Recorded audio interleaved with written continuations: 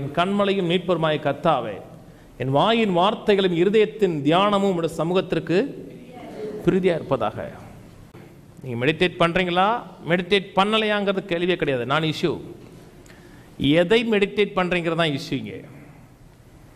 எனக்கு எப்படியாச்சும் மெடிடேஷன் வருவதாகன்னு சொல்லலை, எல்லாருமே மெடிடேஷன் பண்ணிக்கிட்டு தான் இருக்கீங்க.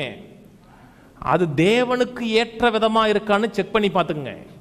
இது என்ன கெட்ட எண்ணம், உலக பிரகாரம் எண்ணம், அதை மட்டும் சொல்லலை. தேவனோட வார்த்தைக்கு விரதமாக இருக்கிற எந்த எண்ணங்களும் தேவனுக்கு பிரீதியானது கிடையாது. வியாதியை சிந்திருக்கீங்க, எண்ணம் சரியில்லை, தியானம் சரியா இல்லை, செக் பண்ணிங்க. ஒவ்வொரு எண்ணம் வரும்பொழுது ஆண்டவரே இது உங்களுக்கு ஏற்றது கிடையாது. நான் வியாதியை சிந்திக்கூடாது, தரித்திரம் சிந்திக்கூடாது, சாவை சிந்திக்கூடாது, தோல்வியை சிந்திக்கூடாது, கடனை சிந்திக்கூடாது. இது உங்களுடைய சமூகத்துக்கு ஏற்றது கிடையாது. உங்களுடைய சமூகத்துக்கு ஏற்றது என்ன? உங்களுடைய வார்த்தை, உங்களுடைய வார்த்தை நினைவுகள். அதை உள்ள வச்சு காக்கிறீர்கள், அதை சிந்திக்கிறீர்கள் என்றால் செய்யறது எல்லாம் வாய்க்கும்.